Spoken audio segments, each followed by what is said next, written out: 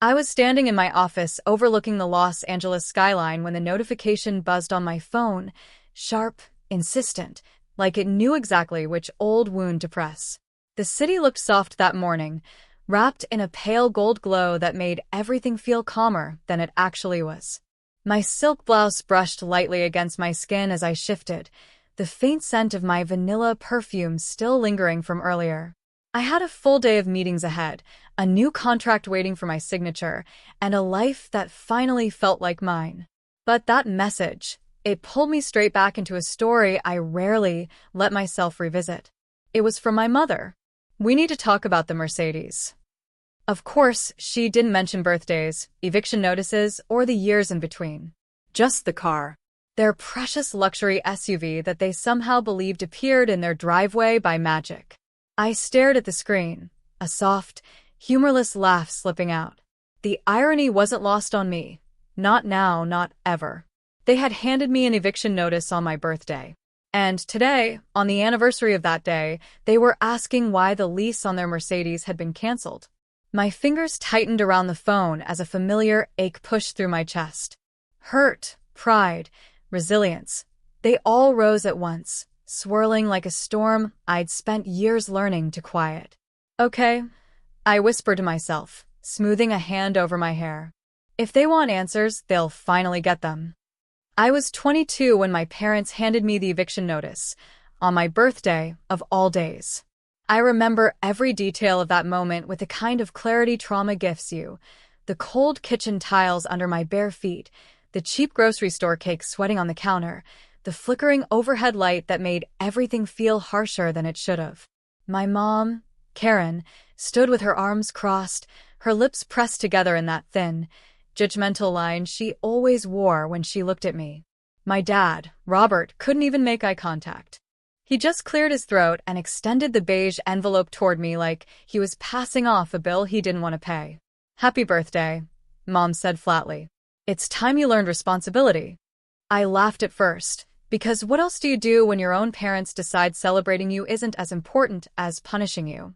But the laugh died in my throat when I opened the envelope and saw the words 30-day notice to vacate printed in bold. My hands trembled instantly. Heat stung behind my eyes. "You're kidding," I whispered, looking between them. "You really think throwing me out is a lesson?" Mom shrugged. "You've been too comfortable, Emily. Living here like you have no ambition. Maybe this will motivate you." Ambition. The word hit like a slap. I'd been applying for jobs nonstop, juggling unpaid internships, doing everything I could to start my life. But to them, anything that didn't look glamorous wasn't good enough. I remember clutching the back of a kitchen chair, forcing myself not to cry. I refused to give them that. My birthday candles sat unlit a few feet away. That's when my grandmother's sweet, stubborn Grandma June walked in. She took one look at my face, then at the notice in my hand, and her expression hardened. She stepped closer, resting a gentle palm over mine. "You don't deserve this," she whispered. Then she slipped something into my pocket, a small silver keychain with a compass charm. "Your life won't stay here. Let this remind you. True north is wherever you choose to go." Mom scoffed. "Mother, don't enable her." But Grandma ignored her. She squeezed my hand tighter, grounding me. And in that moment, between the humiliation, the heartbreak, and that tiny compass pressing against my palm, I made a decision. I wouldn't beg them. I wouldn't prove myself to them. I'd build something of my own from nothing if I had to. "Okay," I said quietly, standing straighter. "I'll go." And that was the moment my real life began. Leaving wasn't graceful. It wasn't some empowering movie montage where I packed my bags to triumphant music. It was messy, exhausting, and painfully real. I moved into a tiny studio apartment in downtown Phoenix because it was the cheapest place I could afford. The walls were thin, the carpet smelled like old dust, and the only window faced a brick alleyway. But it was mine. My first space that my parents couldn't take away from me. I picked up a job at a small marketing agency, entry-level, low-paying, but it was a start. The work was chaotic, deadlines unreasonable, clients demanding, but I threw myself into it because I had no choice. Those first months were fueled by caffeine, stress, and the echo of my mother's voice telling me I had no ambition. Every all-nighter, every morning I dragged myself out of bed with maybe 4 hours of sleep. I whispered to myself, prove her wrong. One night, around 2 a.m., while I was struggling through a campaign mock-up on a clunky old laptop, my department director, Olivia Turner, walked past my desk. Olivia was a powerhouse, sharp, calm, and respected by everyone. She stopped, glanced at my screen, then at the clock. "You're still here?" she asked. I froze, half expecting her to reprimand me. I just wanted to finish this client draft." She nodded slowly, studying my work. "You did all this yourself?" "Yes," I said, swallowing hard. A small smile touched her lips. "You have something. Raw, but real." Those words carried me for months. Olivia became the mentor I didn't know I needed. She didn't coddle me. She pushed me. She made me redo projects, correct tiny mistakes, tighten my ideas, sharpen my voice. She taught me how to negotiate, how to present, how to own a room even when my hands were shaking. Under her guidance, things started shifting. My first small win was landing a local bakery as a client on a freelance contract. It wasn't glamorous, but when the owner hugged me because her sales doubled that month, I cried in my car for 10 minutes straight. Not from stress, for the first time from pride. Then came a bigger win, a regional clothing brand. Then an e-commerce startup.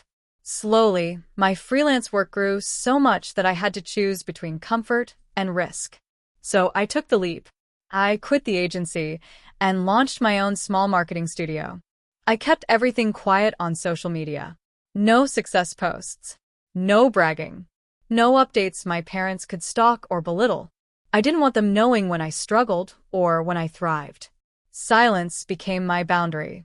A year later, my studio hit its first six-figure quarter. I bought a modest condo, upgraded my car, and finally felt the air around me loosen. My compass keychain from Grandma June hung on my office bulletin board, a constant reminder of where I came from and where I refused to return. As the work kept growing, so did the team. Designers, editors, strategists, people who believed in me the way my parents never did. My clients included tech companies, lifestyle brands, and even a few celebrity-owned startups. Somewhere along the way, I stopped working to prove my parents wrong. I started working to prove myself right. But through all of it, I kept one thing hidden. The fact that I was the one secretly paying the lease on my parents' Mercedes. A secret I knew wouldn't stay hidden for long.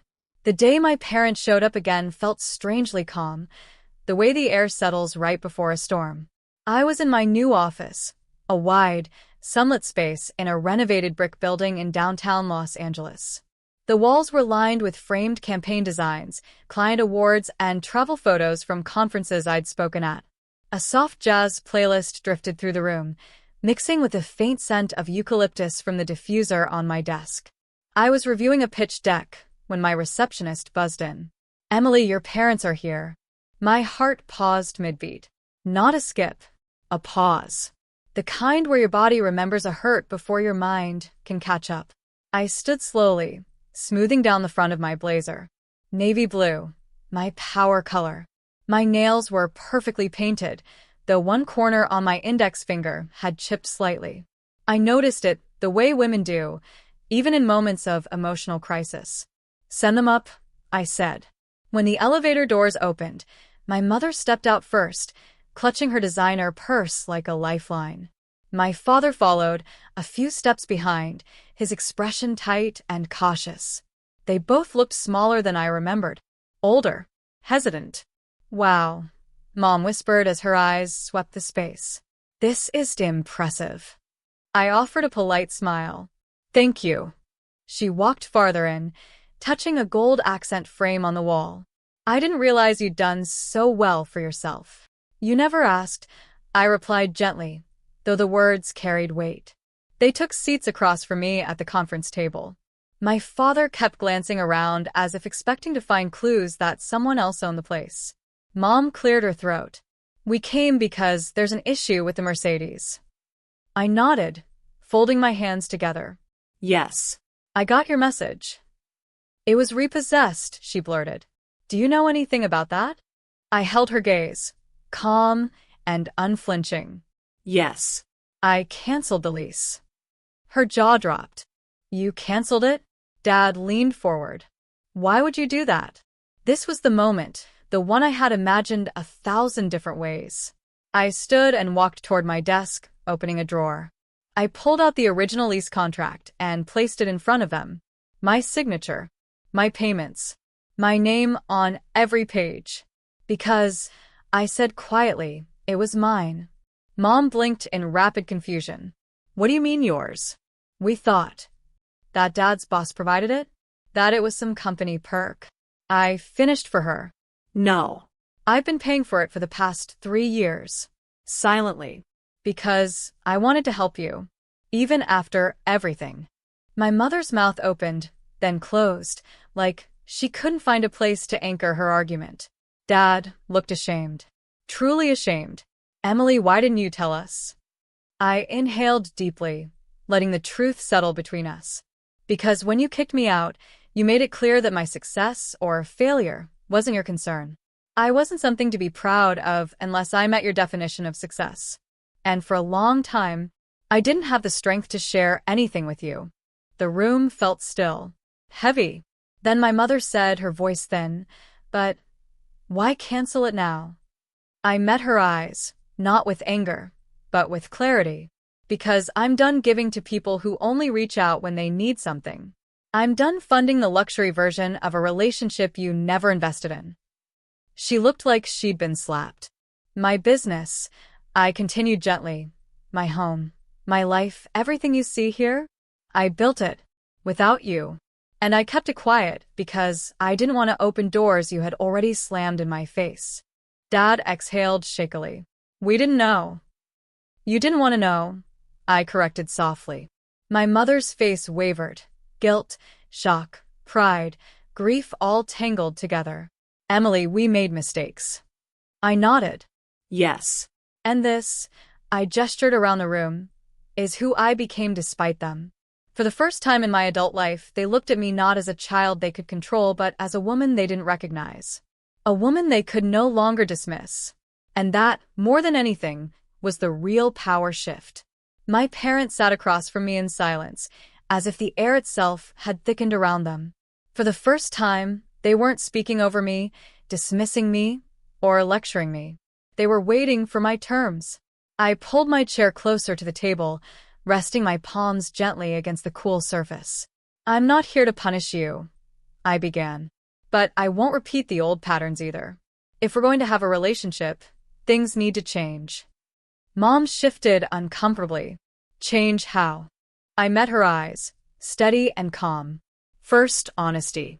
No more pretending, no more half-truths, no more emotional landmines. We speak plainly, even when it's uncomfortable. Her lips parted like she wanted to object, but she didn't. Second, I continued, turning to my dad, respect. That means respecting my time, my boundaries, and my choices. If I say no, you don't guilt-trip me. If I succeed, you don't diminish it. If I struggle, you don't weaponize it. Dad swallowed, nodding slowly. And third, I paused, letting the words settle. Accountability. I'm willing to move forward, but only if you're willing to acknowledge the past, not ignore it, not rewrite it, but truly face it. Mom looked down at her hands. I watched her fingers tighten around the edge of her purse. We didn't realize we were hurting you that much, she whispered. I exhaled softly. That's part of the problem. You never asked. She flinched, but I softened my tone, because healing wasn't meant to be cruel. I'm not here to drag you. I'm here because I believe people can grow. Even parents. My dad rubbed his forehead. What do you want from us? Just tell us, sweetheart. It had been years since he'd called me that. The word didn't sting, it just felt foreign. I want effort, I said. Real effort. Not perfection. I leaned back slightly, crossing my arms, not in defensiveness but in strength. Here's what that looks like. You check in without asking for money, favors, or help. You show genuine interest in my life without comparing me to anyone. You apologize when you're wrong. And you stop trying to make me pay for the version of me you created in your head. Mom blinked rapidly, her eyes beginning to shine. I can try. I believed her, not completely, not blindly, but enough. Enough to give space for change. And regarding the Mercedes, I added gently, I'm not angry about the car. I'm done being the invisible safety net. If you want something in your name, earn it. Budget for it. Plan for it. My dad nodded slowly. You're right. We depended on you without even asking how heavy it might have been for you. I smiled faintly. It was heavy, but I carried it because I thought maybe it would make you proud. Turns out, I needed to make myself proud first. For a moment, none of us spoke. Finally, Mom whispered, Emily, we want to try. Really try. But can you help guide us? We don't always know how to do better. Her vulnerability surprised me. It disarmed something tight in my chest. I can guide, I said softly. But I won't carry. There's a difference. They both nodded, absorbing it. And just like that, the dynamic shifted, not with anger, not with revenge, but with boundaries so clear they became a map out of our old dysfunction. For the first time, I felt like we were standing on level ground. The weeks that followed were unfamiliar in the gentlest way. My parents didn't transform overnight, no one ever does, but they did something far more meaningful. They tried. Small attempts at first, almost hesitant. A text from my dad asking how my day went. A voicemail from my mom telling me she was proud of a project she saw featured in a business magazine. There were missteps, of course. Old habits don't vanish easily. Mom still had moments where her tone sharpened without warning. Dad sometimes defaulted to quiet avoidance. But each time, instead of freezing or spiraling the way I used to, I held my boundaries. And, to my surprise, they listened. I met them for brunch one Sunday at a small cafe, with outdoor seating, sunlight flickering through the leaves overhead. Mom wore a soft blue cardigan instead of her usual crisp, judgment-ready outfit. Dad kept adjusting his glasses, like he was nervous but hopeful. We talked, really talked. Not about expectations, not about disappointments, not about obligations. Just life. Work. My dog, Luna. Their garden. The simple things that make relationships feel human. At one point, Mom reached across the table and touched my hand. I know we can't erase the past, she said quietly, but I want to build something better with you. Something honest.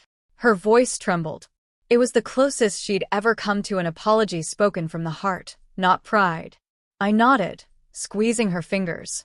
We're getting there. One step at a time. Later that afternoon, after we said goodbye, I sat in my car and opened the small compartment in the center console. My compass keychain, the one Grandma June had given me the day everything changed, glimmered softly in the fading light. I ran my thumb over the charm, feeling the familiar grooves. She had passed away 2 years earlier, but her words echoed like she was sitting beside me. True north is wherever you choose to go. And I finally understood what she meant. True north wasn't success. It wasn't money, independence, or even forgiveness. It was the freedom to choose my own direction, without fear, without permission, without shrinking for anyone. I glanced at the sky, painted shades of peach and lavender. The city buzzed softly around me. For the first time in a long time, I felt something unclench inside my chest. My story hadn't been about revenge or proving anyone wrong. It had been about finding my way back to myself. I clipped the compass keychain to my purse, smiled to no one in particular, and whispered the truth I now carried with absolute certainty. I decide where my life goes next. Top of form, bottom of form.